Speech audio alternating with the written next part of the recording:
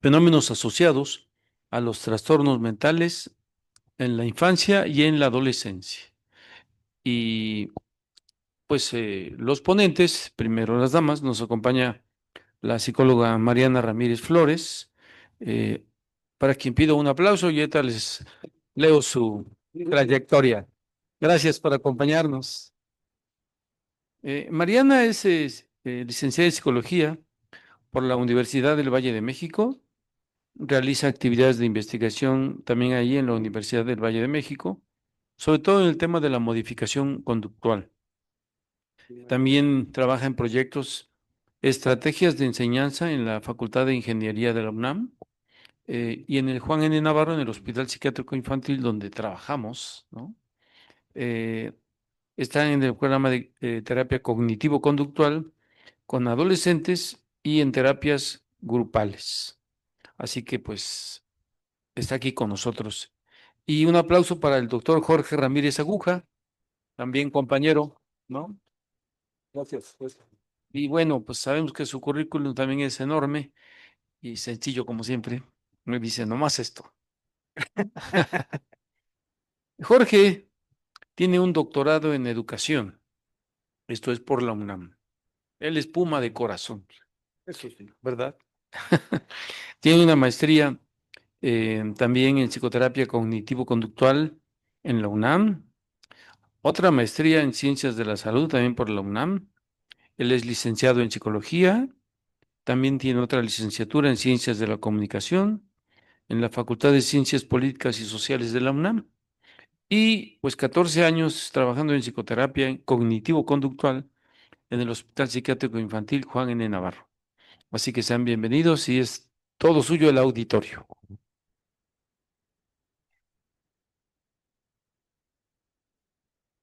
Muchas gracias, doctor Deimos, por la presentación. Muy amables en la invitación. Buenos días a todos. Bienvenidos al evento, al Congreso Internacional, el tercer Congreso Internacional, que es, en mi caso, es la segunda vez que participo. Estuve en el primero, ¿no? Y creo que fue muy bonito, muy agradable compartir con muchos compañeros. ¿Perdón? No se escucha. Ahí sí se oye más. Es que creo que me tengo que acercar más el micrófono. Sí les decía que había participado hace 2 años en el primer Congreso Internacional aquí mismo y me parecía que es un foro muy importante para platicarles, para compartirles lo que todos los días hacemos de manera cotidiana en el Hospital Psiquiátrico Infantil Dr. Juan N. Navarro. Este, Creo que parte de lo que vamos a mostrarles, pues es eh, trabajo de muchos y muchas personas dentro de este hospital. Somos un equipo de trabajo en el área de tratamientos psicológicos. Eh, Tratamos de compartir esto con algunos de nuestros compañeros. Unos de ellos aquí están al frente. Son nuestros compañeros paidopsiquiatras de la consulta externa. Está la doctora Beltrán, el doctor Deimos. Específicamente con el doctor Deimos yo he trabajado muy de cerca porque estamos en la clínica de la adolescencia y esta parte de la interacción con las demás disciplinas es algo fundamental para nosotros, los terapeutas cognitivo-conductuales del Juan N. Navarro. Queremos empezar narrándoles que la historia de esta presentación es un modelo, es el modelo que hemos venido armando a través de los años. Nació en el año 2017, ahorita lo vamos a pasar. Este, em, lo asociamos con aquellos registros estadísticos que tiene la institución respecto de los trastornos más frecuentes. Los trastornos mixtos, el trastorno ansioso-depresivo, los trastornos de la conducta, los trastornos del neurodesarrollo, principalmente el TDAH, y el espectro autista, entre otros. Estos los vamos a ir asociando en este modelo que nos percatamos que de manera muy relevante detectamos fenómenos psicosociales de los cuales ahorita vamos a hablarles, 5 de ellos, y del cual vamos a desprender un ejemplo de lo que hemos venido trabajando en el área cognitivo-conductual, específicamente en el manejo de la tecnología, con los menores. Eh, bueno, aquí están los 5 fenómenos psicosociales a los cuales nos referimos. Está de primera instancia el abuso sexual, el consumo de sustancias, la violencia, el intento suicida y la tecnofilia. Aquí vamos a centrar en este último nuestro ejemplo. Sin embargo, fíjense que el programa, pues se ha visto un poco ambicioso dentro del Hospital Psiquiátrico Infantil porque los terapeutas cognitivo-conductuales hicimos un equipo en la época de la pandemia para poder conformar los programas de atención eh, especializada en el sentido de cada uno de estos eventos.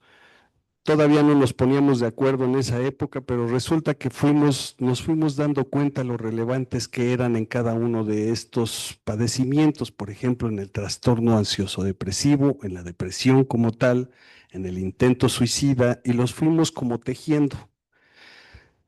Ahorita les vamos a mostrar un pequeño cuadrito que de forma cualitativa fuimos calificándolos según su intensidad, frecuencia estadística y relevancia en nuestros programas. Y este es el cuadrito. Aquí nosotros en el color rojo ponemos la intensidad, la mayor intensidad de la frecuencia, por ejemplo, en los trastornos depresivos, que están ahí las terminologías del antiguo CIE-10, y digo antiguo porque ya estamos empezando a manejar el CIE-11 de manera necesaria, ¿verdad? Para estar a la par internacional.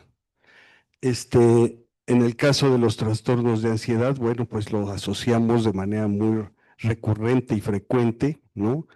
Con los trastornos, con el abuso sexual, también con los trastornos disociativos. Tenemos algunos casos en donde nos damos cuenta que este evento es muy relevante, ¿no? Los encontramos de manera, en las estadísticas del hospital, de manera muy frecuente. Y ustedes notan que en la parte inferior, los trastornos del trastorno desafiante, oposicionista, negativista desafiante, pues tiene mucha relevancia en el uso de sustancias, en la violencia y en el uso de la tecnología. Los trastornos conductuales, pues, están casi de la mano con este trastorno, ¿no? Los que vemos en amarillo son los que están menos asociados, sin embargo, existen. Quiere decir que nuestros registros en el área de tratamientos cognitivo-conductuales lo tenemos muy frecuente, los hemos identificado y eso es en donde hacemos grupos psicoeducativos para tratar de orientar a los padres y tratar de minimizar un tanto el efecto negativo de los síntomas ya severos, por ejemplo, en las condiciones conductuales, un tanto de impulsivas, tal vez en el control de las emociones, ¿no? Y fíjense que hay algo bien interesante aquí porque en nuestro modelo lo fuimos tratando de medir, armarlo, como les decía que parecía un rompecabezas esto, pero lo fuimos armando de tal forma que cada uno de mis compañeros nos fue aportando paulatinamente estas evaluaciones de orden cualitativo. Es decir, si un niño se encontraba ansioso, teníamos que encontrar la etiología. ¿De dónde venía la ansiedad? ¿Por qué estaba ansioso? Y entonces este análisis se llevó a cabo a través de unos registros. Estos registros empezamos a hacerlos a finales del 2016, todo 2017 y 2018 hasta hacer la primera propuesta. Ahorita se los vamos a mostrar. Mariana va a hacernos favor de escribirlo y de alguna forma el hecho de que nosotros fuéramos conformándolo, lo empezamos a tomar como nuestras líneas a seguir. Al principio, esto no sucedía porque habíamos tenido específicamente dos condiciones. Una, atender a los niños que fueran en etapa escolar, de 6 a 12 años, y de 13 a 18. Hasta ahí llega el Juan Navarro. Hasta los 17 años, 11 meses, porque damos 30 días para hacer una transición institucional. Entonces, en este caso, pues esta plática que vamos a tener ahorita es, pues, exponerles a ustedes este modelo de atención que tenemos, que le nombramos 5C, ¿no? Cognitivo-conductual, padecimientos asociados a los fenómenos psicosociales que les acabamos de mencionar. Eh, el procesamiento de estas condiciones sobre la terapia cognitivo-conductual también ha tenido su paso teórico práctico dentro de la institución. Uno de ellos tiene que ver, por ejemplo, con darnos cuenta en dónde sí podemos intervenir los psicólogos cognitivo-conductuales y en dónde no. También tenemos nuestras limitantes, ¿no? No podemos con todos los padecimientos y a veces tenemos que ser muy específicos, muy concretos. Trabajamos en una institución que requiere precisión y a veces, muchas de las veces, necesitamos trabajar a vapor, es decir, de manera express, porque los niños van cambiando de manera muy rápida en sus condiciones conductuales, en sus condiciones emocionales, en las mismas dinámicas familiares, ¿no? Bueno, pásale al otro. Bueno, este es un poco de la historia. Aquí les ponemos que el proyecto pues se concluye la primera parte en el año 2018. Fue diseñado por el área de tratamientos psicológicos del Hospital Psiquiátrico en el servicio de terapia cognitivo-conductual, en estas dos líneas que les mencionaba, por edades, ¿no? Y después se realizó desde el 2017 estos registros que al principio pensábamos que eran poquitos los pacientes, pues no, resulta que cuando fuimos conformándolo, pues ya vimos que eran varios cientos de pacientes. Y entonces nos dimos cuenta de la relevancia de este programa que fuimos tejiendo junto con la consulta externa en los distintos servicios. El proyecto lo fuimos sustentando también de forma teórica con una tríada que encontramos en una bibliografía española de la doctora Ruiz. Fue publicado no nada más en España, fue publicado en otros lugares, Argentina, Cuba. Y este modelo de la tríada eh, pensamiento, emoción, conducta, nos fue encaminando a que si eso era lo que nosotros estábamos haciendo. A veces en los hospitales o en las instituciones vemos que los psicólogos tendemos a trabajar de manera independiente y eso no puede ser. Necesitamos sumar esfuerzos con las demás disciplinas. Una de ellas, y se los comentaba al inicio, pues es la paidopsiquiatría. Ahí nosotros tenemos que estar muy de la mano porque uno de los modelos de atención psicológica sustentado, basado en evidencia, pues es precisamente la terapia cognitivo-conductual. Y entonces trabajamos muy de la mano con los compañeros médicos psiquiatras. Eh, bueno, nosotros añadimos a esta triada que les comentaba de forma teórica el cuidado físico. ¿Por qué? Pues porque ahí está el medicamento. Y nosotros necesitamos saber ese efecto que tiene, esas condiciones que vamos tratando de hacer asintomáticas respecto del tratamiento paidopsiquiátrico para que nosotros podamos obtener un beneficio en lo psicosocial. Ahorita Mariana les va a mostrar un pequeño esquema en donde vamos a ver ¿En dónde está ubicada la paidopsiquiatría y en dónde la psicología en este modelo? Esta es la base teórica, está sustentada en la fenomenología de Herschel. Este estudio de los fenómenos, pues, está enfocada específicamente en la descripción y análisis de las experiencias que se tienen con el niño o con el adolescente.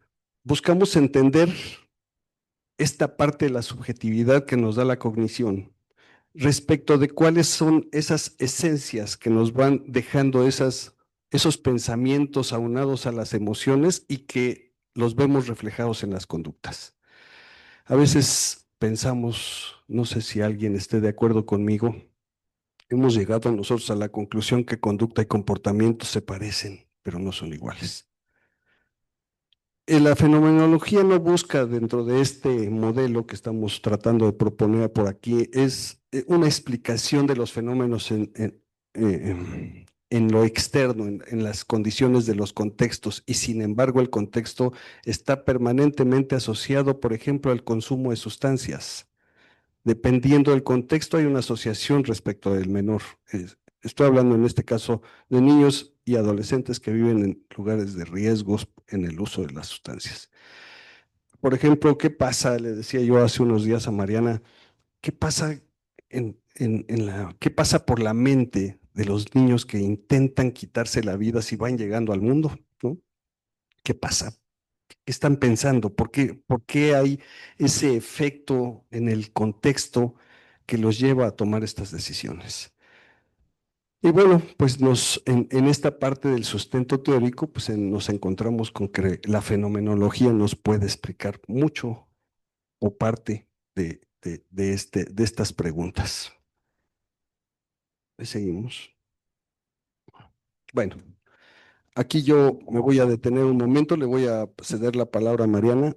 Este, este es nuestro modelo teórico, si nos haces favor de platicarlos. Buenos días. Yo les voy a explicar ahora sí el modelo del que tanto hemos platicado durante la ponencia. Espero que me escuchen, si no, pues me avisan. Bueno, aquí estamos hablando de 5 componentes. Recuerdan que el modelo se llama modelo 5C de terapia cognitivo-conductual. Se llama 5C debido a que estamos considerando estos 5 componentes que vemos aquí. Empezando siempre por el cuerpo. Recuerdan que estábamos hablando un poquito sobre la importancia de trabajar en conjunto junto con los paidopsiquiatras. Esto se debe justamente a que la primera esfera es el cuerpo. Aquí en el cuerpo vemos todo lo que tiene que ver con los hábitos de vida diaria, la adherencia al tratamiento, por ejemplo, la higiene del sueño. Todos esos aspectos que nos hacen estar físicamente bien van en esta esfera. Posteriormente pasamos a la cognición y no sé si pueden alcanzar a ver desde ahí, pero la flechita que conecta la cognición y las emociones tiene como doble entrada. Esto quiere decir que la cognición y las emociones siempre van juntas. No existe pensamiento sin emoción y no existe emoción sin pensamiento, ¿no? Entonces, a partir de aquí podemos empezar a hacer como un hilo de las esferas, ¿no? A continuación les voy a enseñar otro esquema donde les voy a explicar a lo mejor con un ejemplo para que sea un poquito más claro. Pero una vez que existe el pensamiento y la emoción, sigue la conducta, ¿no? Y a partir de ahí, cómo nos relacionamos con los demás. Esa es la última esfera, que son las relaciones interpersonales, que en el centro, la esfera como más importante es el análisis del contexto. Es todo lo que vivimos y alrededor está todo lo que hacemos en nuestra vida diaria, ¿no? La salud, la familia, nuestro trabajo, los aspectos sociales. ¿Puedes pasar, por favor? Ahora sí viene lo bueno, ¿no? Cómo intervenimos, cómo aplicamos este modelo en nuestros pacientes. Empezando por el cuerpo, que son los hábitos de vida diaria. Siempre empezamos por este aspecto para que todos los demás puedan funcionar. Aquí hablamos de manejo de horarios. Vamos a especificar un poquito con el tema de la tecnofilia, que es más o menos donde nos vamos a enfocar más adelante, pero ¿qué pasa, por ejemplo, si quieres, le adelantamos para que explique y luego me regrese. ¿Qué pasa cuando un adolescente está ocupando el celular hasta altas horas de la madrugada, ¿no? Es como una cadenita. Quiero a lo mejor que se imaginen un poquito esta cadenita en la que vamos a ver al adolescente ocupando el teléfono hasta altas horas de la madrugada, haciendo lo que se les ocurra, ¿no? Aquí empezamos a ver una interrupción en el sueño, ¿no? No cubre las horas que necesita su cuerpo para descansar, lo que se va a ver reflejado en varias cosas, empezando por el pensamiento. Como no va a descansar, va a estar durante todo el día muy desgastado, lo que va a reflejarse, muy cansado, disculpen, lo que se va a reflejarse en a lo mejor una concentración muy pobre durante la escuela o las actividades que vaya a tener durante el día. También están muy vinculadas con las emociones. Recuerden que les platiqué que el pensamiento y las emociones siempre vienen juntas. Entonces, en las emociones vamos a ver que a lo mejor está irritable, ¿no? Y eso nos va a llevar a conductas a lo mejor agresivas, enojos, y ahí van a entrar a lo mejor los azotones de puerta, ¿no? Los gritos, no me quiero despertar. Entonces empieza una pelea con las demás personas, las relaciones interpersonales, ¿no? Ya se pelean con los papás, con los maestros, y esto genera una interrupción completa dentro de su sistema, dentro de su contexto. En este caso, pues estamos hablando de la escuela. Y ahora sí, regresándonos a la intervención, ¿cómo es que aplicamos todos estos conceptos para interrumpir esta cadenita, para cortar esta cadenita y que los chicos, los adolescentes puedan funcionar de manera correcta en la sociedad? El manejo de horarios. Aquí lo primero es la esfera del cuerpo, ¿no? El manejo de horarios que implica que no pueden usar el teléfono hasta cierta hora, ¿no? Entonces, en la noche, en la tarde, les quitamos el teléfono y lo tienen de vuelta ya que terminan todas sus actividades diarias. Esto implica productividad. Ya tienen como todo su horario cubierto de la escuela, tareas, las cosas que tienen que hacer en la casa, cuidado personal, y aquí podemos empezar con la calendarización de actividades. Es más fácil para los chiquitos visualizar todo lo que tienen que hacer por hora en un lugar, pues, donde sea visible dentro de la casa, para que así tengan como este hábito, que es lo importante, empezar a generar el hábito en los adolescentes y en los chiquitos sobre todo. Después encontramos el control emocional y la modificación conductual. El control emocional está dentro del pensamiento. A lo mejor les podemos proporcionar herramientas en las que puedan identificar en qué momento cambia como a esta irritabilidad y esta impulsividad, ¿no? Tomar un momento, 5 minutos en el que nos retiramos al baño, por ejemplo, mojarnos la cara, respirar, hacer los ejercicios de respiración, para que así esta irritabilidad y este enojo se vaya calmando. Aquí, en el siguiente punto, podemos ver el detener el pensar para evitar enojos e ira, y es el aislamiento que les comentaba, retirarnos al baño y tomarnos un tiempo para que todas estas emociones se calmen y así evitar confrontaciones con los demás y mejorar nuestras relaciones. Por último, que son las modificaciones conductuales. Vemos varios puntos que principalmente tratamos que sean la identificación de problemas. Identificamos el problema para así poder encontrar una solución y sobre todo detener como estos comportamientos distorsionados que luego se tienen y corregir las acciones. Entonces, ¿qué sigue? ¿Qué sigue? Y bueno, aquí vemos el marco teórico, el estado del arte de la terapia cognitivo-conductual. En esta gráfica espero que se pueda ver porque creo que los colores están un poco claros, pero pues de todas maneras yo se los voy a explicar un poquito. Empezando por activo, la activación conductual, ¿no? Aquí tratamos de incrementar las habilidades de autocontrol. Era más o menos lo que les decía, de detenerse un poquito a pensar para ver qué está pasando. A lo mejor, como inició el día con unos regaños porque no se levantó, nos detenemos a pensar un poquito, ok, sí me gritó o a lo mejor estoy exagerando, ¿no? Porque muchas veces así pasa, como iniciamos irritables el día, pues lo seguimos así y se genera un problema. Entonces aquí empezamos con el autocontrol, empezar a analizar lo que estamos haciendo y cómo lo estamos haciendo.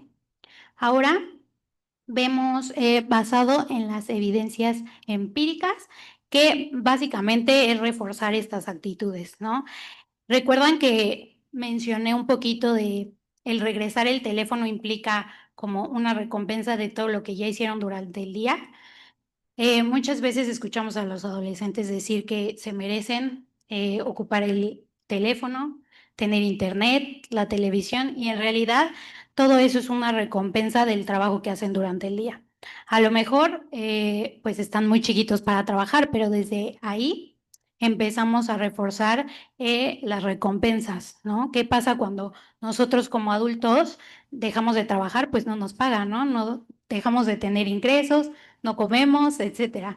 Bueno, pues ellos a lo mejor no lo ven tan directamente, pero sí se lo ven a través del teléfono. La recompensa es ocupar el teléfono en lo que quieran.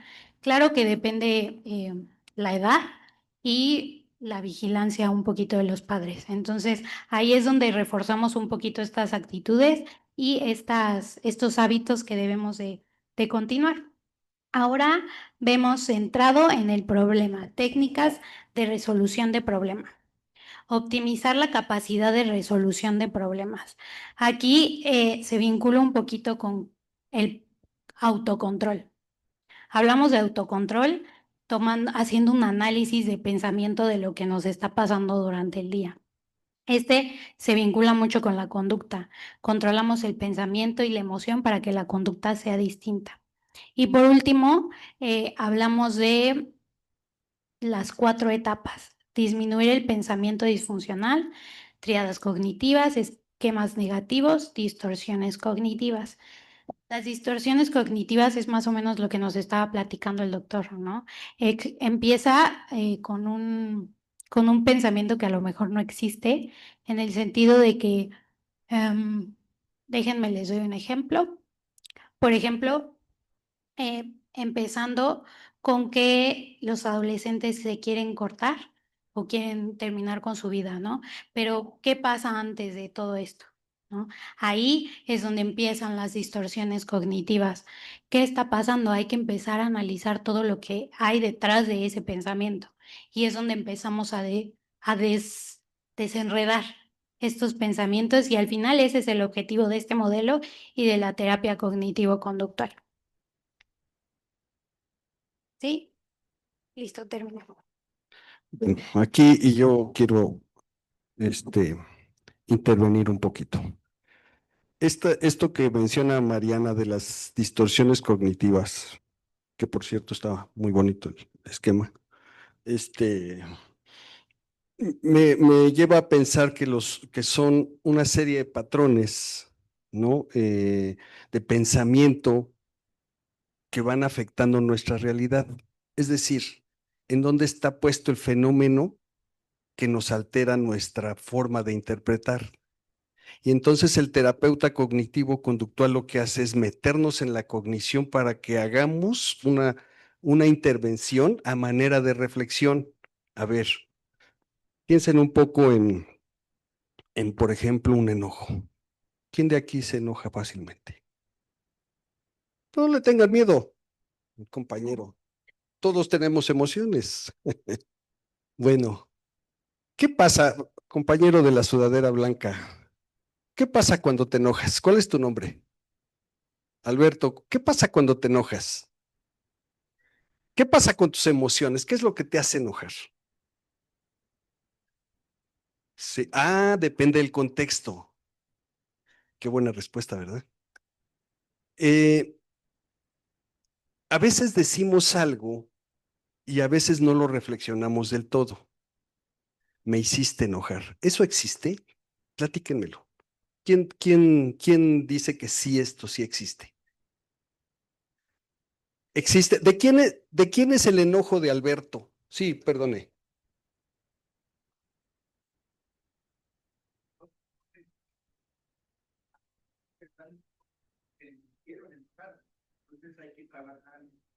A eso me refiero. ¿Cuál es su nombre, perdone? Gracias, Dante. Creo que vamos por ahí. Alberto, este enojo que sentimos, ¿de quién es? De usted. Ok. ¿A quién le toca regularlo? ¿Por qué hablamos de los demás cuando estamos enojados? Ahí es donde intervenimos los cognitivo-conductuales, precisamente ahí, para hacer una reflexión de esos eventos, de lo que dice Dante, muy acertadamente, por cierto, respecto de lo que vamos interpretando de los demás. A veces, una de las distorsiones cognitivas tiene que ver con que queremos adivinar lo que el otro debe de decir o pensar.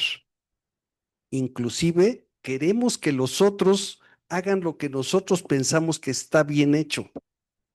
Y resulta que la palabra persona quiere decir único, ¿verdad? No somos iguales. Actuamos de manera independiente y única. Las características de personalidad quiere decir que son características únicas. Entonces, ¿qué pasa con los pensamientos negativos? Les voy a decir esto. Una emoción negativa, por ejemplo, el miedo. El miedo es una alarma, ¿no? Es una alerta que nos va avisando en dónde sí y en dónde no, pero si la llevamos a un extremo la convertimos en fobia. ¿Están de acuerdo en eso? ¿Es racional o irracional? ¿Por qué? ¿Quién me dice por qué una fobia es irracional? Sí,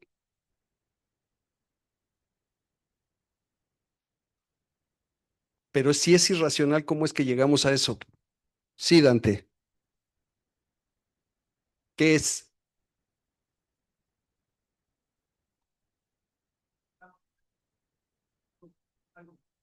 Ahí, que ha estado siempre en el ser humano y que aparece y nosotros le damos un concepto, una característica negativa, pero ahí está. Ahí está. ¿Quién opina distinto?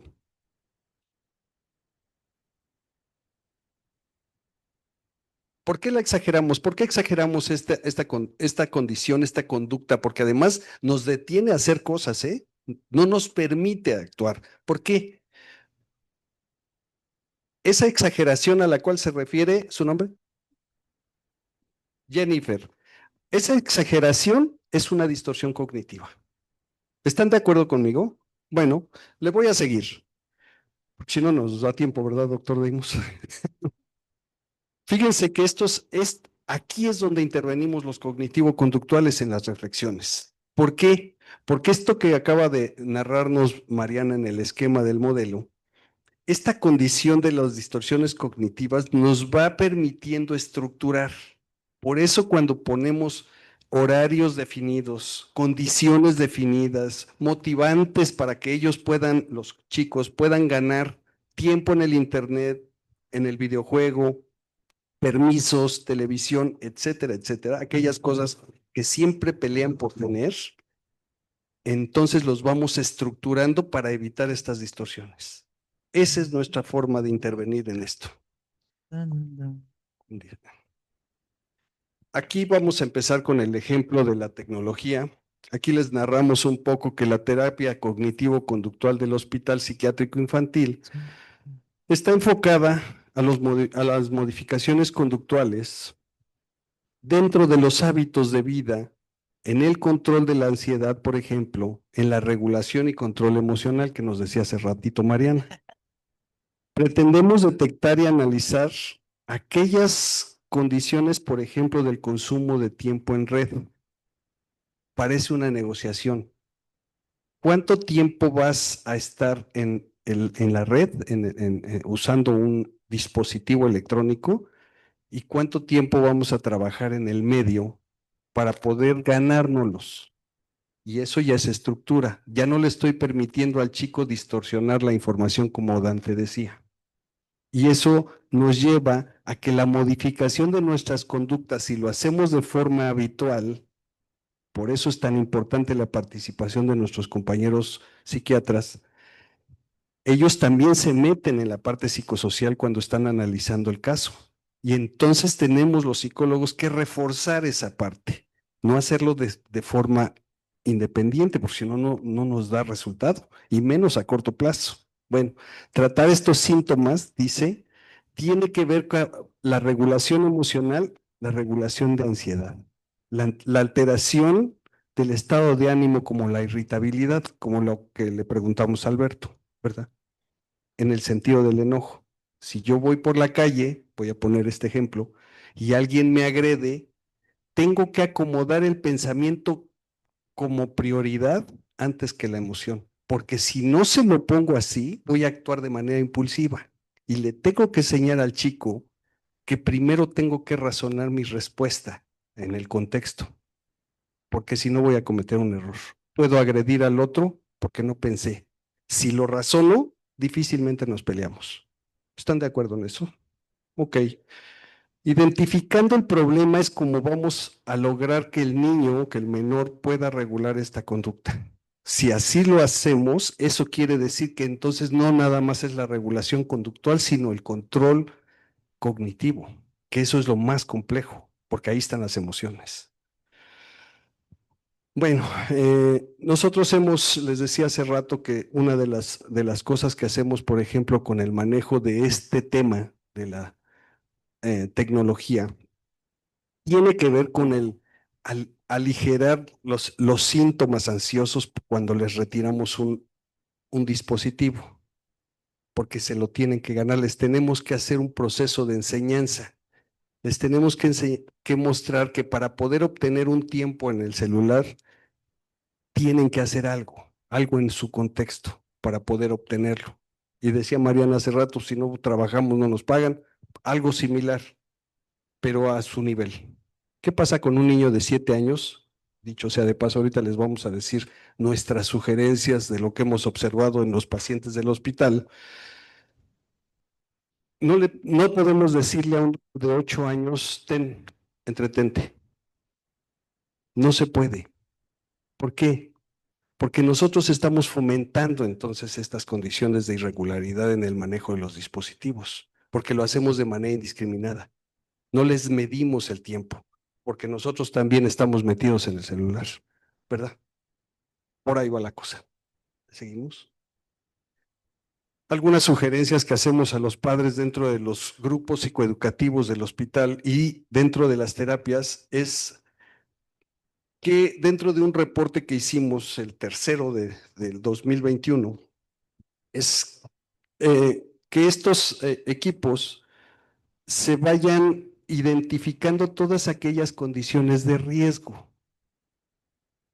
La tecnología es buena, nos simplifica la vida, pero en exceso, como en todo, como en el uso de las sustancias, como en las relaciones muy intensas, ¿verdad?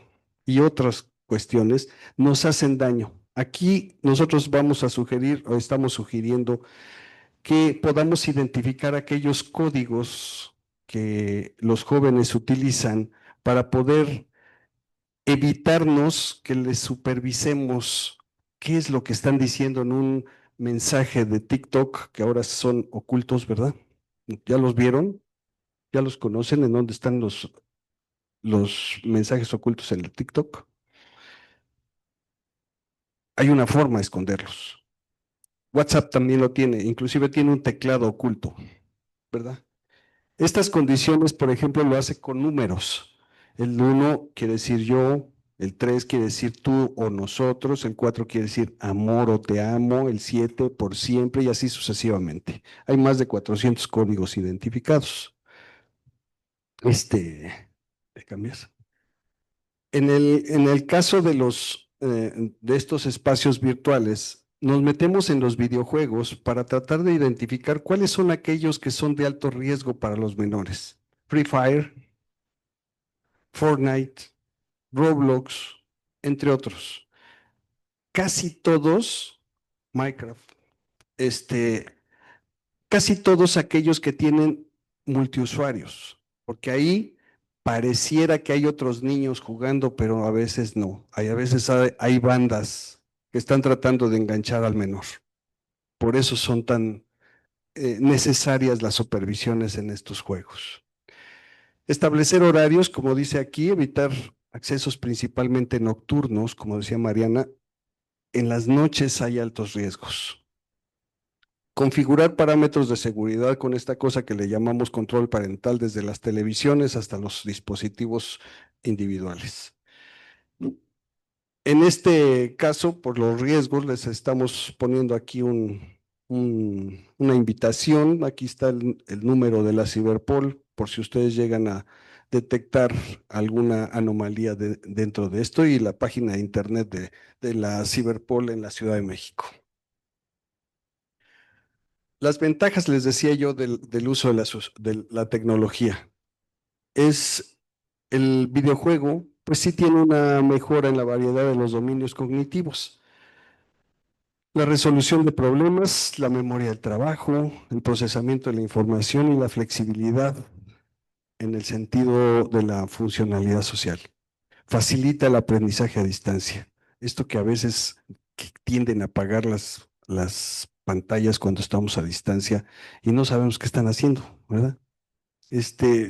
Favorece también la formación y facilita, ¿no? Las condiciones de funcionalidad dentro de los contextos en donde se encuentran, a veces escolares, a veces familiares, a veces en el contexto social con los pares, con los amigos, con otros familiares, etcétera.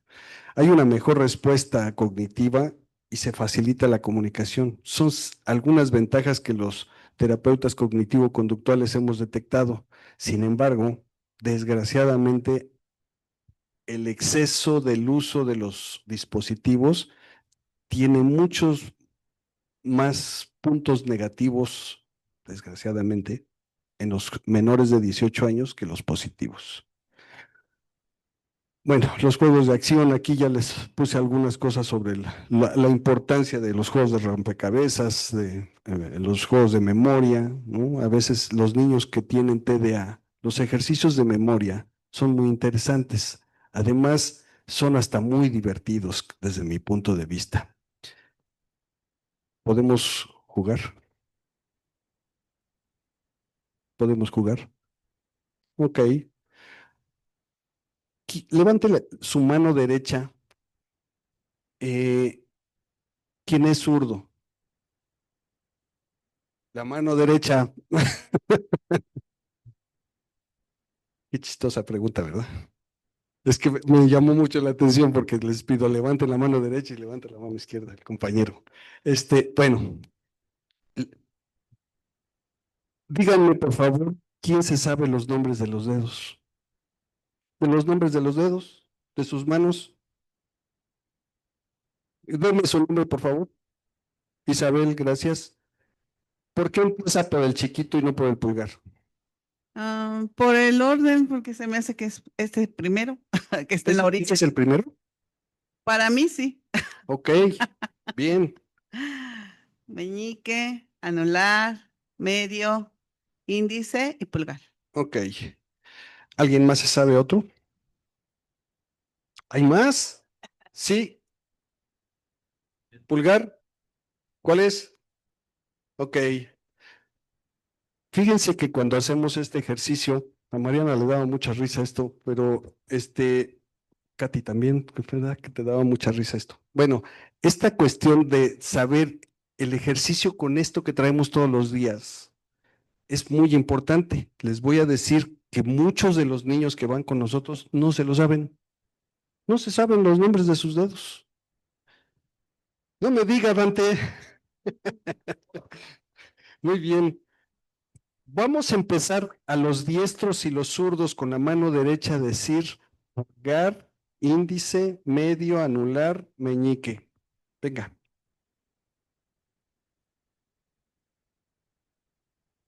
¿Se acuerdan de eso? Cuando tenemos TDA a veces no nos ponen atención y no se lo aprenden. Nos lo dicen una vez y a los 10 minutos ya se les olvidó. Qué impresionante. Ahora, vamos a jugar, ¿verdad? La mano izquierda y ahora vamos a empezar con el dedo chiquito, Isabel, y le vamos a poner el niño chiquito y bonito Señor de los Anillos, tonto, loco, lambe, cazuelas y matapiojos. Venga, venga, venga. ¿Cómo estuvo? Niño chiquito y bonito, Señor de los Anillos, tonto, loco, porque ni está acá ni está acá. Lambe, cazuelas y matapiojos. Venga otra vez.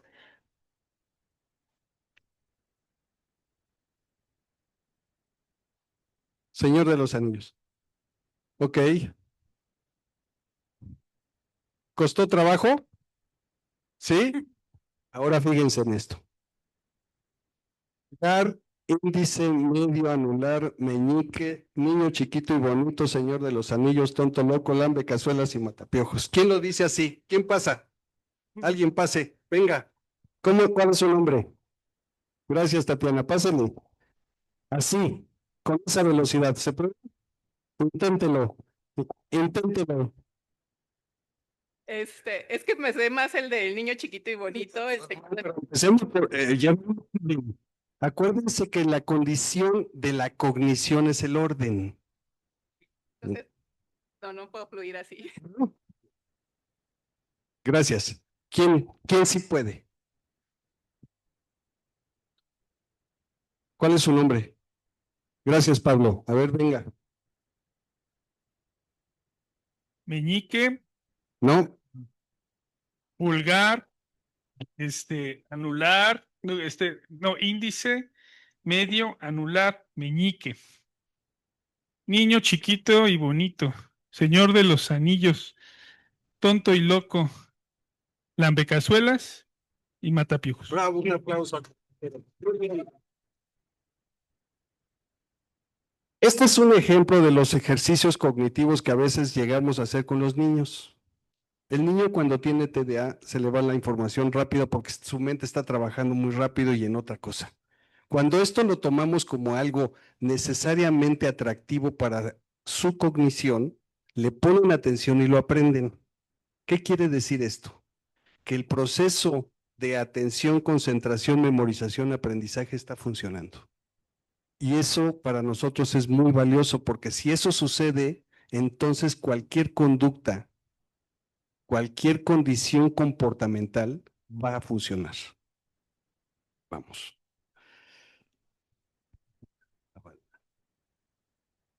Aquí nos queremos detener. Este es el modelo de atención del Hospital Psiquiátrico Infantil, Dr. Juan N. Navarro. Quisiéramos saber si dentro de lo que hemos visto, sabemos que tenemos que hacer mucha evaluación. Nuestro modelo ha venido funcionando en los últimos 5 años, desde el 2021 a la fecha. Nuestras 8 compañeras que no están presentes, pero que participaron en esta elaboración, me hicieron comentarios, porque sabían que veníamos para acá. Necesitamos que haya más reproducción de estas técnicas de modificación conductual en los menores. Nuestras reglas sociales a veces están omitiéndose y para nosotros es muy importante que nos ayuden en la sociedad, en las otras instituciones de manera privada, para nuestros compañeros médicos. ¿Por qué? Porque cada vez vemos que estas condiciones de reglas, de logros, a veces no aplaudimos los logros de los pequeños. Es muy importante, ¿no? Reconocerles sus logros, como esto que acabamos de hacer con el compañero Pablo, de aplaudirle su esfuerzo por acordarse de los nombres de los dedos. Imagínense en aquellos esfuerzos que los niños que tienen algún padecimiento ansioso, depresivo, etcétera, etcétera, logran tener un resultado positivo. No nada más es el 10 en la escuela. Son todas aquellas conductas que los niños llegan a tener. Entonces, la cognición y la conducta van de la mano, como lo acabamos de ver en el modelo, y eso quiere decir que nosotros, dentro del contexto clínico, vamos a seguir haciendo nuestro trabajo, pero requerimos de más manos. Tenemos muchos niños y muchos menores tratando de no tener problemas en el contexto social, en cualquiera de ellos, para evitar padecimientos como la ansiedad, la depresión y todos estos efectos que tienen estos padecimientos mentales. Les damos mucho las gracias y si alguien tiene una pregunta, con todo gusto. Dígame. Hola, buen día. Bueno, mi pregunta es, comentaron que los chicos ya de 17 años a cierta, bueno, sí, cumplen los 18 y llegan a ser pues canalizados a esta sección de adultos. Ahora bien, mi duda es, ¿existe un modelo similar al que están haciendo o ustedes han adaptado este modelo para adultos? Porque pues sí, en algún punto estos jóvenes se vuelven adultos jóvenes. Y estamos de acuerdo que mucha gente, pues, de mi edad, no tenemos también esta regulación emocional, ¿no? Y mucho de esto viene, pues, del encierro en casa en pandemia y que ya veníamos con esta escuela de toma el teléfono y distráete. Esa es mi duda. Gracias. Ok, todas las instituciones, fíjense que lo voy a decir lo más rápido posible porque creo que ya nos está terminando el tiempo. Yo tuve la oportunidad de ser supervisor nacional normativo de la Dirección General de Salud Mental. Y ahorita estábamos comentando con los compañeros que me tocó conocer a algunos de los psiquiátricos del país y sé que hay mucho por hacer. No nada más somos los psiquiátricos. Hay un montón de instituciones en donde por lo menos hay un psicólogo, en donde hay la posibilidad de poderse atender para esto. No hay un solo modelo. Creo que los modelos se arman respecto de lo que estamos haciendo con la población que atendemos, ¿no? Entonces, en el caso del Juan N. Navarro, este ha sido un trabajo, creo que complejo, de mucho tiempo, con esfuerzo de muchos compañeros, compañeras psicólogas del hospital, compañeros psiquiatras, compañeros trabajadores sociales, inclusive en las áreas de apoyo de enfermería, etcétera, ¿no? Y creo que los modelos el Fray Bernardino seguramente lo tiene. El Instituto Nacional de Psiquiatría, el Instituto Juan Ramón de la Fuente lo tiene. Es decir, existen modelos de atención. Sin embargo, son difíciles en el sentido de la presentación. Nosotros, el Hospital Psiquiátrico Infantil, somos un hospital único en el país. Creo que en Latinoamérica, ¿verdad? Y la condición es totalmente pues específica de la población que con nosotros llega, pero sí existen, solo hay que buscarlos. Sí, ahí atrás.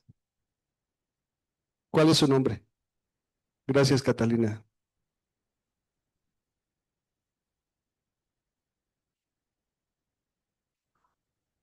¿No? Y creo que es muy, muy importante. Cada vez vemos más confusiones entre áreas y entre profesiones y entre alternativas y acaban siendo unas mezcolanzas verdaderamente terroríficas y en medio está el paciente, que sí se puede atender, que no se puede atender. Bueno, Gracias. sí, gracias a usted por la pregunta. Sí, dos preguntas más, por favor. Sí, contestar. Claro. Esta pregunta es muy importante. También tenemos nuestras limitantes y esas limitantes siempre se encuentran programas alternos, ¿no? En el caso de nosotros tenemos un programa muy definido. Aquí tenemos a la responsable de ese programa de GESIA, que es el programa que tenemos para la atención del abuso sexual en el hospital. Y hay condiciones muy específicas. Las terapias cognitivo-conductuales funcionan en estos casos. Sin embargo, hay áreas en donde no estamos tan de lleno. ¿Por qué? Pues porque hay un programa específico. Uno de ellos es el del espectro autista. No nos hemos metido más que con el nivel del Asperger, lo que conocemos como tipo 2, ¿no? Eh, las demás áreas estamos limitados todavía en este momento ahí, los cognitivo-conductuales. Eso no quiere decir que no se pueda trabajar. Creo que tenemos que construir más brazos de este modelo para poder saber y entender a los niños con este padecimiento, pero esa es una de nuestras limitantes. En los demás creo que sí podemos. Sí. Le acercamos el micrófono. Buenos días, soy Isabel Castro de Secosam Zacatenco. Felicitarlos por la ponencia y comentar que en realidad es un desafío muy grande esta cuestión de las recompensas y los premios. Debe ser una cuestión muy creativa, ¿no? Y es un gran desafío. ¿A qué me refiero? Que a veces, por ejemplo, cuando hablamos esta cuestión de recompensas con los papás, ellos dicen, bueno, el castigo va a ser que si no lo haces, lavas los trastes. El castigo es de que si no, tiendes tu cama. Ajá.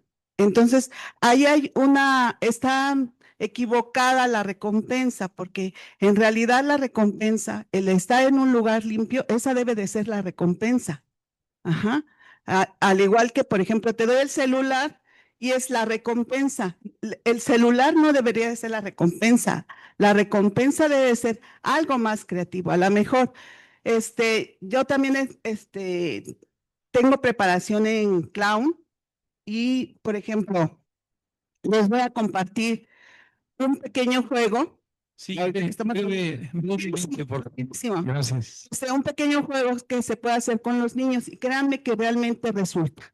Es hacer un diálogo únicamente con un diálogo inventado, ¿no? Por ejemplo, quiero hablar aquí con nuestro compañero, el doctor, y usted me tiene que contestar de la misma manera, tratando de entender lo que yo digo.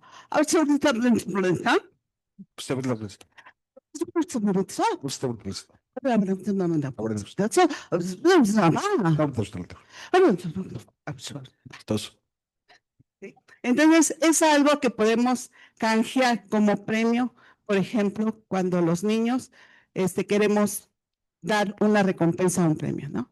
Gracias. Muy bien, muchas gracias. Vamos a hacer esa excepción, que sea breve su pregunta, por favor.